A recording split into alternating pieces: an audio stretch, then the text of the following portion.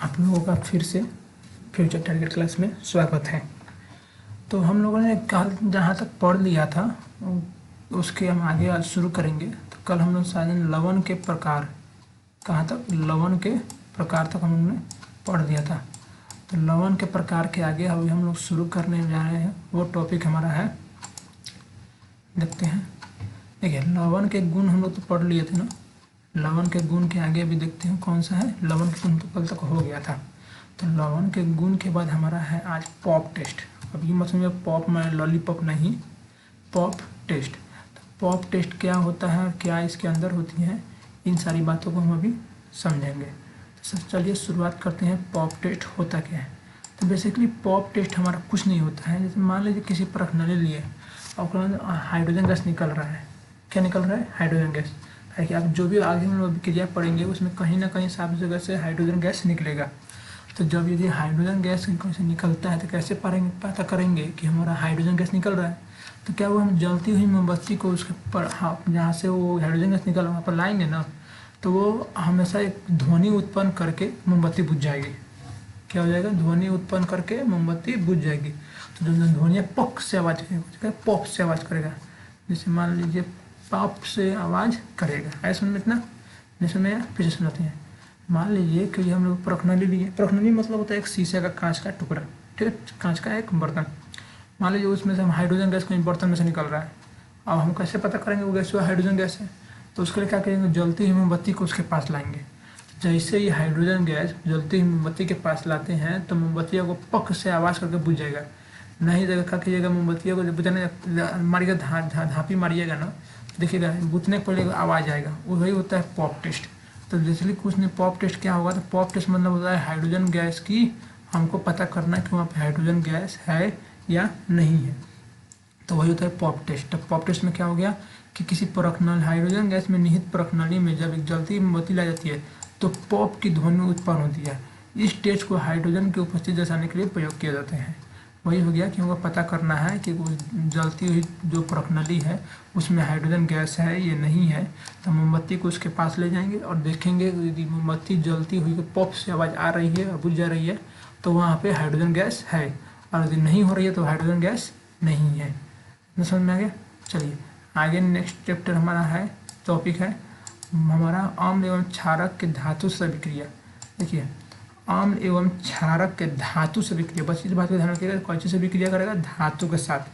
कौन चीज़ के साथ अभिक्रिया? धातु के साथ। तो बस ये बात ध्यान में रखिएगा कि अम्ल हो या क्षार हो, कौन कौन, अम्ल हो या क्षार, अम्ल या क्षार, जब भी धातु से अभिक्रिया करता है तो हमेशा लवण और हाइड्रोजन गैस बाहर निकलता है। बात समझ में नहीं आया? कि जब भी हमारा अम्ल एवं क्षार धातु से अभिक्रिया करता है तो वहाँ पे लवण प्लस हाइड्रोजन गैस बाहर निकलती है। चलिए आगे देखते हैं। जैसे मान लीजिए इतना बात ध्यान में आ गया ना कि जैसे दिखा है अम्ल एवं क्षार की धातु से अभिक्रिया। तो जब अम्ल एवं क्षार धातु से अभिक्रिया करेगा तो वहाँ से हमारा लवण एवं हाइड्रोजन गैस बाहर निकलेगा। कैसे निकलेगा? लवण और हाइड्रोजन गैस। जैसे चलिए समझते हैं। जैसे मान लीजिए पहला हम लेते हैं कि अम्ल के साथ धातु के अभिक्रिया। किसके साथ? अम्ल के साथ। पहले किसके अभिक्रिया करेंगे? अम्ल के साथ धातु के अभिक्रिया। तो के साथ में दोनों साथ में होगा, अम्ल और धातु के अभिक्रिया दोनों साथ में। तो मान लीजिए अम्ल प्लस धातु मिलाएं, दोनों मिलाने से बनेगा तीर के निशान दिखा ना, जितना हेने उतने हेने रहेगा चाहिए। तो धातु के अम्ल के साथ हेने का तीर के इतना जितना इधर रहेगा तीर के बगल में भी उतना रहेगा। तो देखो अम्ल प्लस धातु जब मिलेगा तो मिलता है लवण प्लस हाइड्रोजन। क्या बनता है? लवण प्लस हाइड्रोजन। बस समझ में आ गया कि जब अम्ल प्लस धातु मिल जाएगा तो मिल क्या बनाते हैं? लवण प्लस हाइड्रोजन। जैसे मतलब देखते हैं यहाँ पे कि जैसे मान लो कि अम्ल हो गया HCl, ताकि इसमें H है ना, तो HCl क्या होगा? HCl। और यहाँ हो गया Zn, धातु को हो गया जिंक, क्या हो गया? Zn धातु एक हो गया, ठीक है। तो देखो जब अभिक्रिया करेगा तो क्या बनाएगा? तो मान लो कि यहाँ पे तो हमको तुमसे बोले थे ना, देखो यहाँ से एक हेकर कुछ भाग गया, ये हो गया एकल विस्थापन। कहा कि हेकर कुछ भाग को हई लेकर भाग जा रहा है।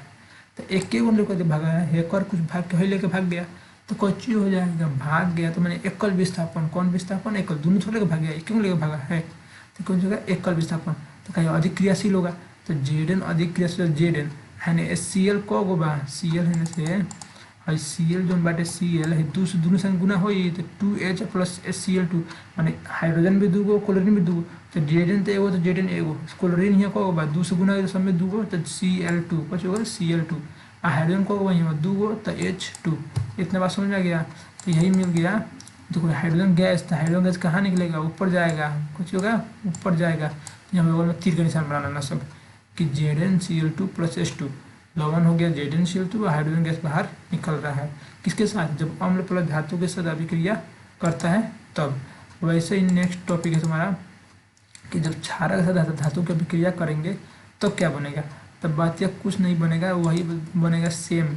इसमें भी वही बनेगा कि जब क्षार के साथ धातु की अभिक्रिया करती है, क्षार धातु के साथ अभिक्रिया करती है तो लवण एवं हाइड्रोजन गैस बनाती है। क्या बनाती है, लवण। जब मान लो क्षार हो गया 2NaOH का, क्षार कैसे पहचानेंगे, जब अंतिम में OH होगा तो कच्चे होगा क्षार होगा, खाली H होगा तो कच्चे होगा अम्ल होगा, जब H होगा तो अम्ल होगा, OH होगा तो क्षार होगा। देखो तो अभिक्रिया कर धातु के साथ तो Zn, तो Zn है Na को हुआ है दूगो तो Na2Zn, O को हुआ दूगो दूध जो है सब में गुना होगा ना तो O2 हो गया, H2 का जो होगा बाहर निकल गया। तो माने कि जब कोई भी धातु होगा, कोई भी चीज़ धातु को देखो, चाहे धातु क्या धातु समझ ना, माने कि धातु जब अम्ल के साथ अभिक्रिया करे, किसके साथ, अम्ल के साथ या धातु के साथ, माने कि जब धातु अम्ल के साथ अभिक्रिया करे या क्षार के साथ अभिक्रिया करे तो कैसे बनाएगा, लवण प्लस हाइड्रोजन गैस बनाएगा। इतने बात ध्यान रखना कि धातु का अभिक्रिया हम अम्ल के साथ या क्षार के साथ करते हैं तो इसको हम लोग क्या बनाते हैं, यहाँ पे लवण प्लस हाइड्रोजन गैस बनाते हैं। बस समझ आ गया, इतना लिखना पड़ेगा। चलो देखते हैं, मान लो कि तुमको देख लेते हैं। जैसे मान लो इसको हम उठाते हैं पहले, माने कि हमारा समझ लो पहले सिंपल सा, मान लो कोई धातु है, कौन है, धातु, धातु है, ये तुम्हारा अम्ल से अभिक्रिया करे, किसके साथ, अम्ल के साथ,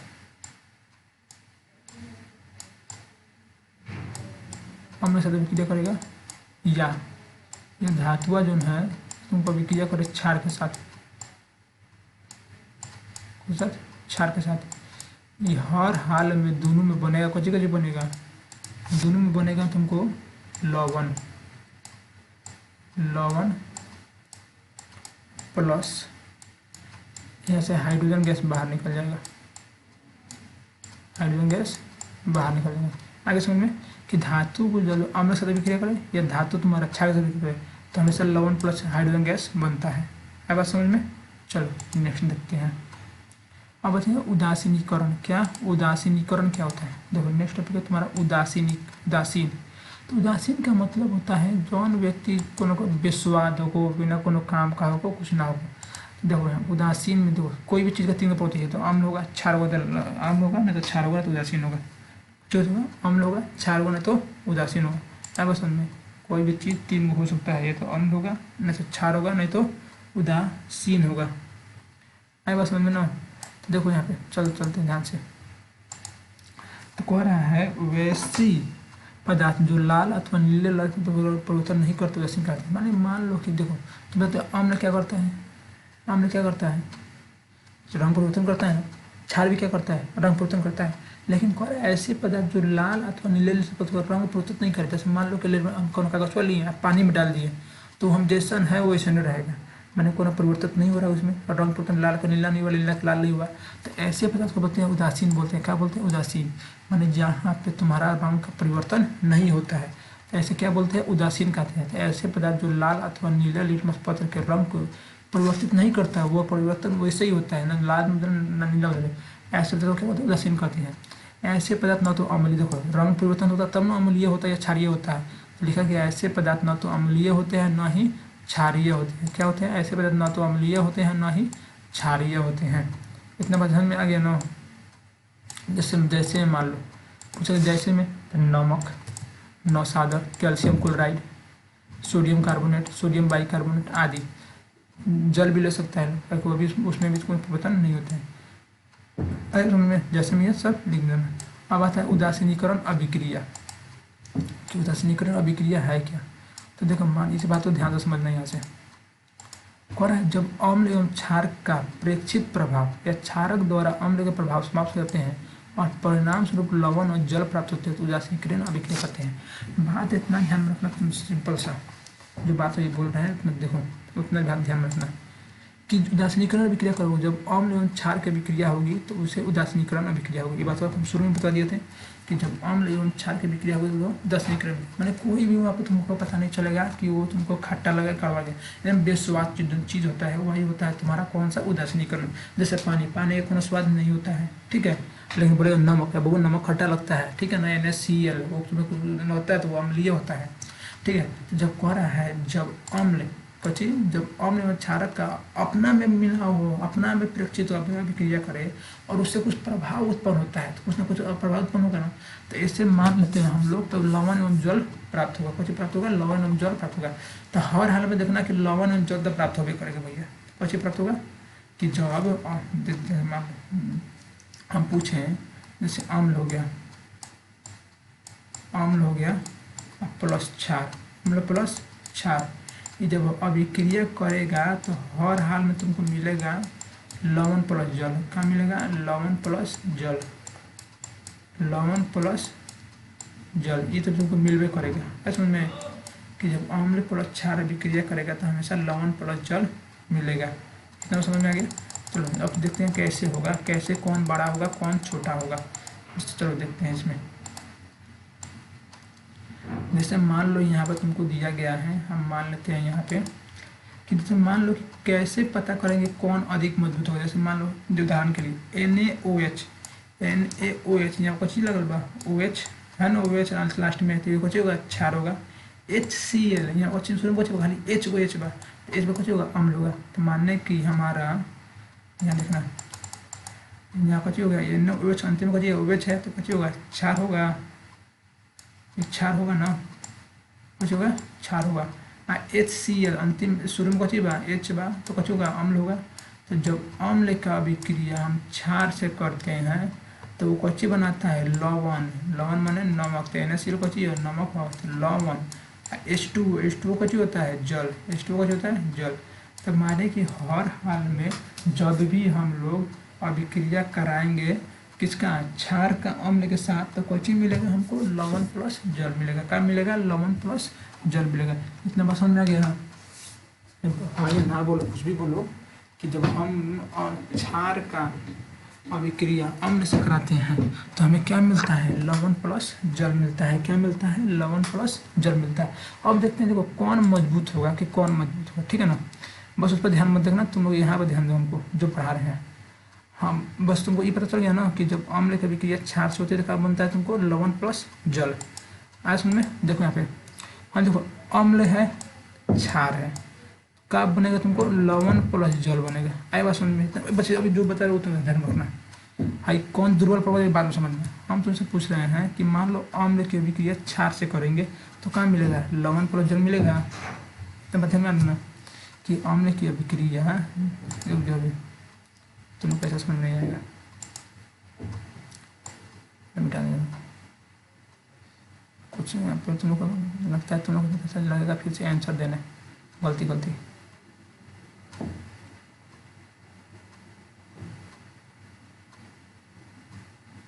इसको मिटा देते हैं फिर तुम लोग को समझ में आ जाएगा अच्छी तरह से।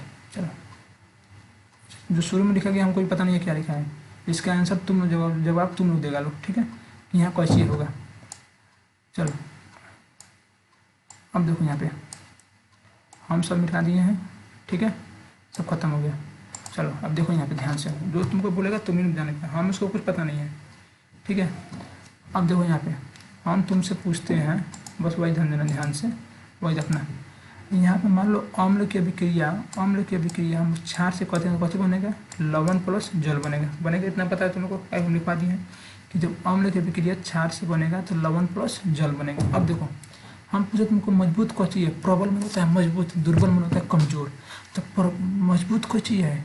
अम्ल की क्षार, प्रबल है ना, अम्ल मजबूत है। तो अम्ल जब मजबूत है तो मान लो कौन होगा, रस्सी है यहाँ पे, मान लो ये रस्सी है, ठीक है, कुछ हो गया, ये रस्सी हो गया, रस्सी हो गया। बात समझ में आया ना, ध्यान से समझना सब।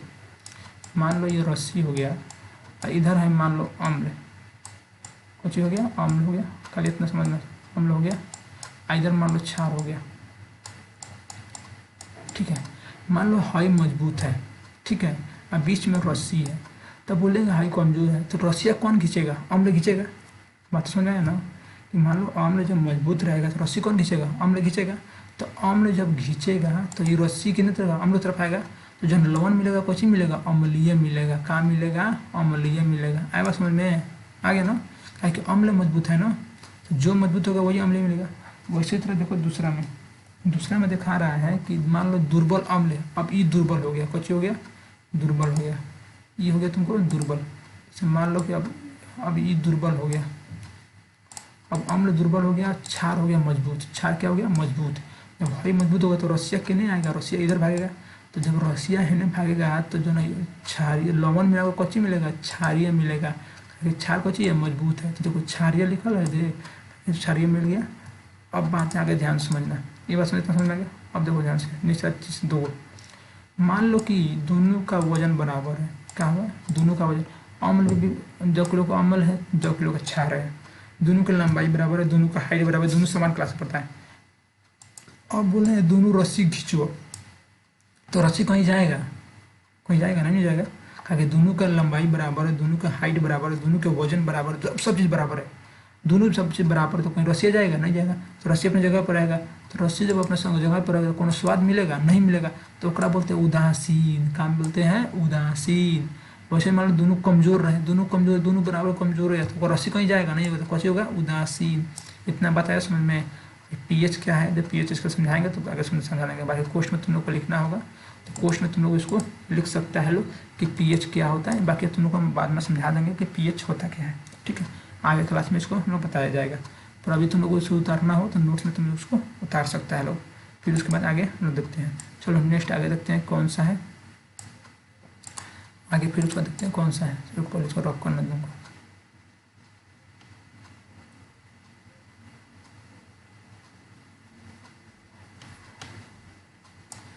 चलो नेक्स्ट हमारा लगता है टॉपिक कौन सा होगा, तो हो गया हमारा। अब देखते हैं अम्ल के साथ धात्विक ऑक्साइड की क्रिया। देखो इसके पहले हम लोग पढ़े हैं अम्ल के साथ धातु की अभिक्रिया, वो हो गया। अब देखते हैं अम्ल के साथ धात्विक ऑक्साइड की अभिक्रिया क्या बनेगा। वीडियो थोड़ा लंबा हो जा रहा है, ठीक है, तो उसको कोई ना देखते हैं इसको। देखो बस ये लास्ट टॉपिक इसको रखते हैं, उसका वीडियो बंद कर देंगे। देखो कह रहा है कि अम्ल के साथ धात्विक ऑक्साइड की अभिक्रिया, माने अम्ल रहेगा और उसके साथ धात्विक ऑक्साइड रहेगा। बस समझ में ना कि जब अम्ल के साथ धात्विक ऑक्साइड की अभिक्रिया करते हैं क्या बनता है, तो मतलब हमें तो ना अम्ल के साथ जब धात्विक ऑक्साइड की अभिक्रिया करेंगे तो लवण प्लस जल बनेगा। क्या बनेगा, लवण प्लस जल बनेगा। धात्विक ऑक्साइड है तो मान लो CO प्लस 2HCl, धात्विक ऑक्साइड प्लस अम्ल हो गया, तो अम्ल मान लो यहाँ पे हो गया 2HCl, धात्विक ऑक्साइड हो गया CaO, दोनों विक्रिया करेगा CaCl2 प्लस H2O, लवण क्या हो जाएगा CaCl2, H2O क्या हो जाएगा जल। तो जब अम्ल के साथ धात्विक ऑक्साइड की विक्रिया कराते हैं तो क्या बनता है, लवण प्लस जल बनता है। इतना बात समझ में आ गया ना कि जब अम्ल के साथ धात्विक ऑक्साइड की विक्रिया कराते हैं तो क्या बनता है, क्या बनता है, लवण प्लस जल बनता है। आगे देखो जैसे कह रहा है कि तुम्हारा यहाँ पे धात्विक ऑक्साइड की प्रवृत्ति कैसी होती है, क्षारीय। देखो तुमको पता है लवण, तुमको हमेशा लवण प्लस जल कब बनता है, जब हमसे तुमको एक क्षार हो एक अम्ल हो। तो माने कि इस समीकरण में यहाँ पे देखो, यहाँ पे ऊपर समीकरण में ध्यान देखो, यहाँ पे देखो जब लिखा गया है यहाँ पे हमारा कि धात्विक ऑक्साइड प्लस अम्ल मिलेगा तो कुछ मिलेगा, लवण प्लस जल। तुमको पता है यहाँ पे तो एक अम्ल दिया गया है ना, यहाँ पे तो अम्ल दिया गया है। जब यहाँ पे तुम्हारा अम्ल है तो यहाँ पे कौची रहेगा कि तुम्हारा लवण प्लस जल हो जाए, यानी कहीं ना कहीं यहाँ पर क्षार होना चाहिए, होना चाहिए क्षार, तभी ना जाकर अम्ल प्लस क्षार मिलेगा तो लवण प्लस जल हो जाएगा। माने कि जो धात्विक ऑक्साइड होता है वो कौची होता है, क्षारीय। तो वही लिखा गया है धात्विक ऑक्साइड की प्रवृत्ति क्षारीय होती है, क्योंकि ये अम्ल के साथ विक्रिया करके लवण और जल बनाते हैं। क्या बनाते हैं, लवण प्लस जल बनाते हैं। इतना बस समझ में आ गया ना। जैसे उसमें बोलेगा जैसे में तो जैसे में देख लो तुम लोग को मान लो कि आ गया तुम्हारा CuO कुछ CuO और MgO, CuO और MgO, मैग्नीशियम ऑक्साइड और कॉपर ऑक्साइड। तो समझ आ गया, दो का एग्जाम्पल है जैसे CuO और MgO। इतना बस समझ आ गया। बाकी कल हम लोग पढ़ जाएगा अम्ल एवं क्षारों की समानताएं क्या होती हैं, अम्ल एवं क्षारकों में समानताएं क्या होती हैं, ये कल का टॉपिक रहेगा। ठीक है, इतना बस समझ में आ गया, बोलो साहब, इतना बस समझ में आ गया ना।